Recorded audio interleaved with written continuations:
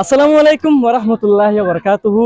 আজিয়া I অনারর হুয়াতে আছি এহেস আলিয়ামত। আজিয়া আর কিছু কথাবার্তা হইম আর সিচুয়েশন কল আর আজিয়া চাইম আর কেমন মাদে হন্দিলা হালত কল চলত দে রমজান মাস মাদে আর সাফারিন হন্দিলা চলাচল করে দে আজ হিন যাচ্ছে আর লাইভ প্রোগ্রাম এবার মাধ্যমে আর চাই